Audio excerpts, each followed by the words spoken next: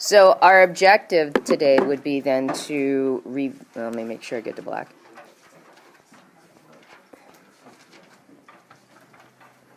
Review the coordinate plane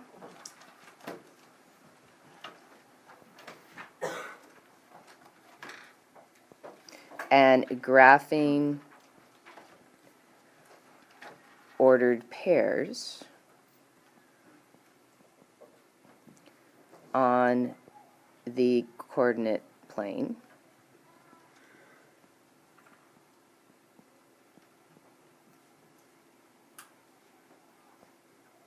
So the reference to the online book, if you are struggling with this idea or you don't remember it, or I had a couple people tell me that they hadn't done much graphing at all. So on the online book, if you would go to page 116, and I would highly recommend that you do the Personal Math Trainer. And the Personal Math Trainer has a lot more to it than I actually realized. I had a dad talk to me about using the Personal Math Trainer, and the Personal Math Trainer is really good because if you don't understand how to do a problem, the Math Trainer actually teaches you how to do it. You can try it. If you get it wrong, it gives you suggestions what you can do. Try it again, and then it can give you the full solution in words and in math. And what he found out is that when he went through the Personal Trainer before a homework assignment, and then he looked at the homework assignment, the Personal Math Trainer taught him how to do all the homework problems. So he did the Personal Math Trainer so that if his daughter had questions, he could answer those questions for his daughter.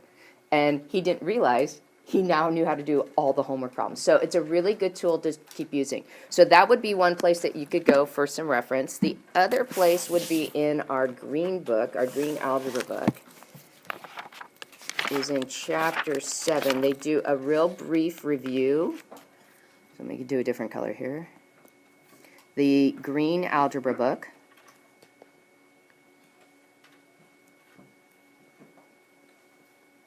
You would want to look at lesson 7-1. And that one talks about your coordinate system. It talks about everything that we want to talk about today. It has you practice. And so you could go through, if you're still, this is like, man, I haven't done this. This is kind of confusing to me. You have practice that you can do there as well. Okay? And now, obviously, you're going to have homework today that you get to practice this on.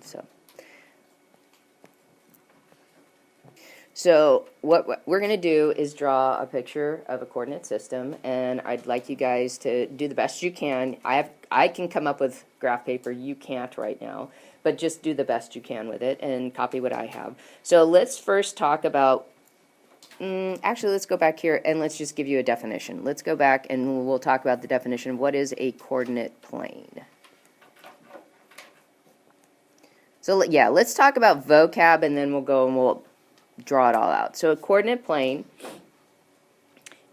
is where points are graphed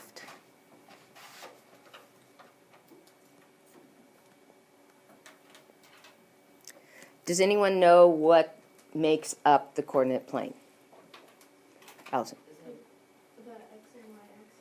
The x and the y-axis. So the x-axis and the y-axis form the coordinate plane. Now, here comes the trick. Can somebody describe the direction that the x-axis is going? Because we got two possibilities here. Okay, Brian, give me one of them. Give me the x. Horizontal.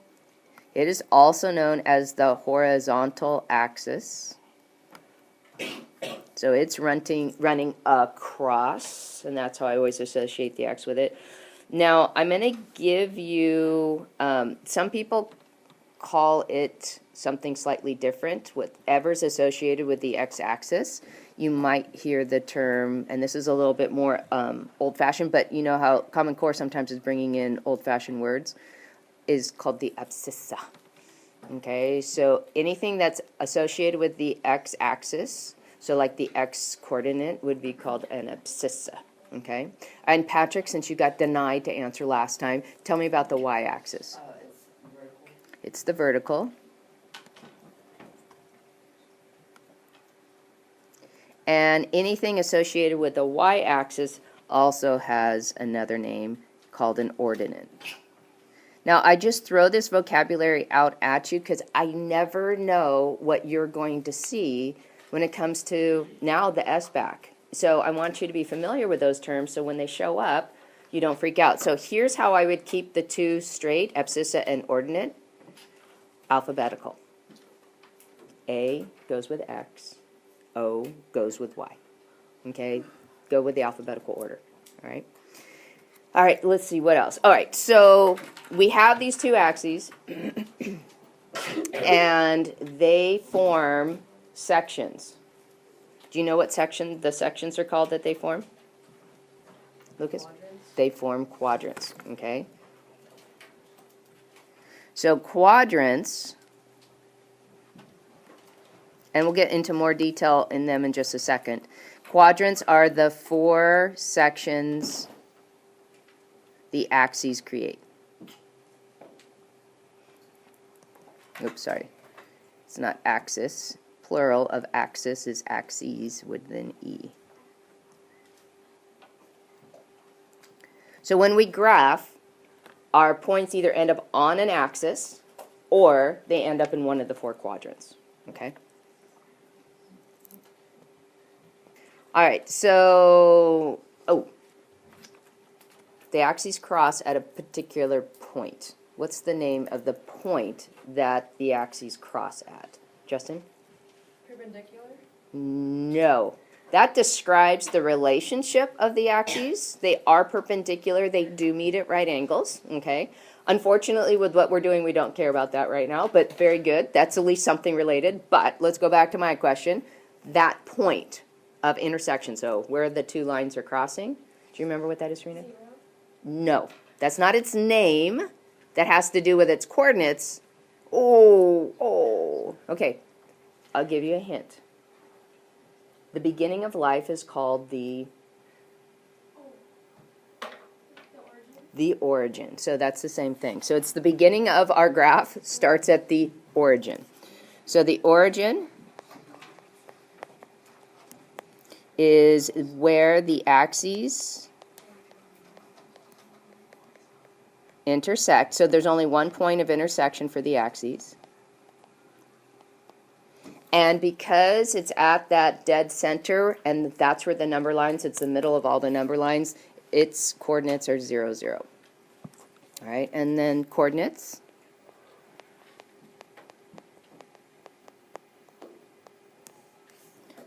Are basically the directions given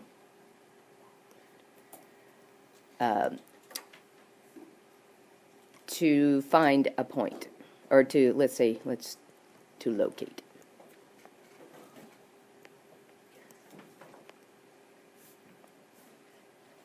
Okay, so coordinates are the directions given to locate a point. Yeah, that pretty much will do us. I think we can actually get some graphing in. All right, you guys ready? Okay, because I got to get to my special screen. Ready for the special screen? Yeah, I think it's this one. Yes. This is the one I like using. Okay.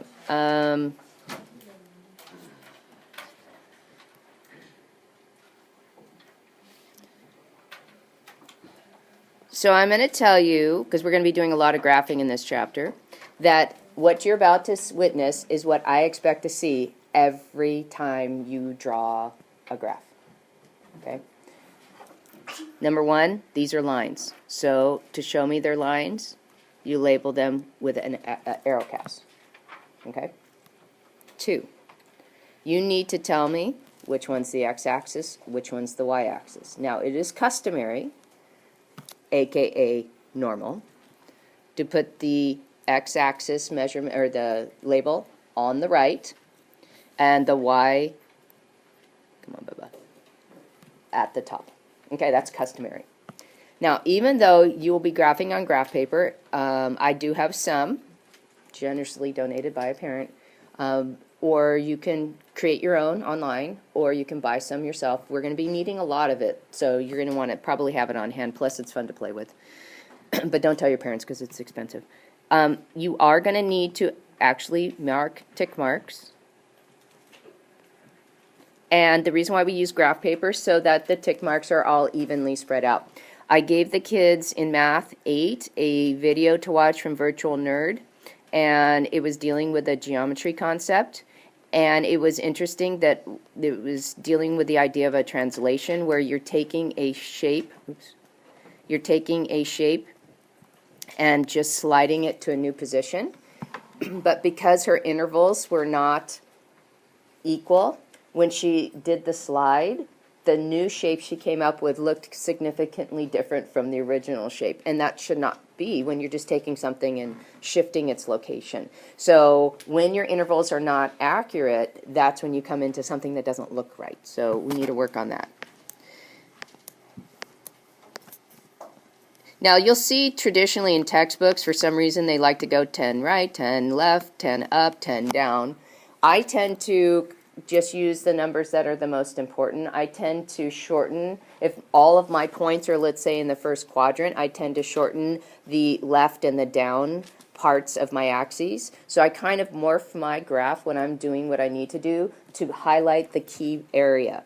I always have to have the origin, and I always have to have 4 arrow caps, okay? But I may not need to put any tick marks to the left and down if all my points are on the upper right, okay, so to speak. So the next thing you have to do is you do have to number the tick marks, and I would highly suggest you don't number every one of them because it gets way too messy.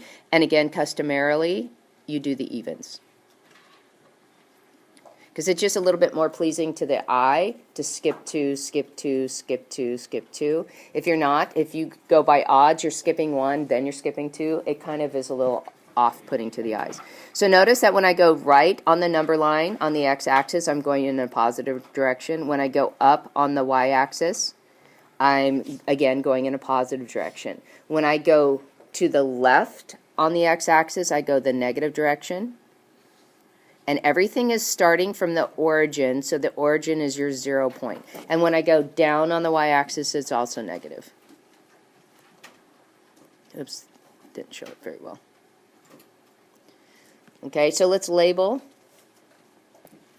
this center point here. That's our origin. Okay, so let's get back to that idea of quadrants. And they are ordered in a specific way, and they're written in a specific way. Okay, so we start with quadrant 1. Who remembers where quadrant 1 is? Quadrant 1. Amanda has. Upper right-hand corner. Now, does anyone remember the interesting way that we label the quadrants? Miles? We use Roman numerals. So Roman numeral 1 is an I. Capital I, okay? Here comes the trick question. You got a 50-50 chance of getting this one right. Where's quadrant 2? Quadrant 2. Let's see, Johnny Ray. The one to the left? Okay, upper left? Yeah. Yep, okay, you're right. What direction am I moving from quadrant 1 to quadrant 2? I'm going counterclockwise. It's a circle of numbers I have to get to, or labels. Now, 2 in Roman numerals, there's 2 I's put together. And then continue on, we've got quadrant 3. And Roman numeral for 3 is 3 I's. And then last is quadrant 4. And this is the one that gets a bit of a change. We don't do 4 I's. They don't want us to have more than 3 numbers if we can help it. Obviously, when we get into bigger numbers, we have no choice. So what we do is 4 is 1 before 5. So we do the I for 1, and then the V for 5. So we're 1 before a 5 or a 4. All right, so that's only semi-interesting. What's more interesting is what kind of coordinates do you see in each of those quadrants? Because what you can do is if you see any ordered pair and you know the kind of coordinates you should be seeing, then you know exactly where it would be graphed. So it's kind of like a mini estimation where you're going to do your graphing. So what kind of coordinates are your x and y going to have in quadrant 1? Yeah, you're positive to the right, positive up. So positive, positive. Okay. What kind of coordinates are you going to see on the quadrant 2? Ooh, what comes first in an ordered pair? The x value. So we have a negative on the x's and a positive on the y's. Okay, and then we've got quadrant 3. It's just very sad. He's totally negative. And then how about quadrant 4? The x's are positive and the y's are negative. Okay? Now, I'm going to go to the next screen and I'm going to come up with another graph. So you guys can continue to work on your same graph. You don't need a new one, but I want to not clutter up. So let's talk momentarily. Let me get rid of him for just a second. Let's talk momentarily about the coordinates themselves. Because I heard some things there that gave me a little pause for concern. The coordinates are the directions that I'm going to take to get to where the point is located. And they give me 2 values. The x value is always in front. The y value is always in back. So again, you just think of the idea of alphabetical. Algebra is very linear. It's very alphabetical. So many of our things come alphabetically. So the x coordinate, we're going to go from the origin to the x value. But we're not going to mark anything. That's just part of our directions. Y coordinate,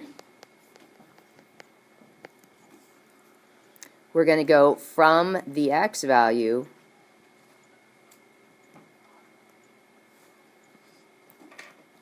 to the y value. And that's when we get to mark our point.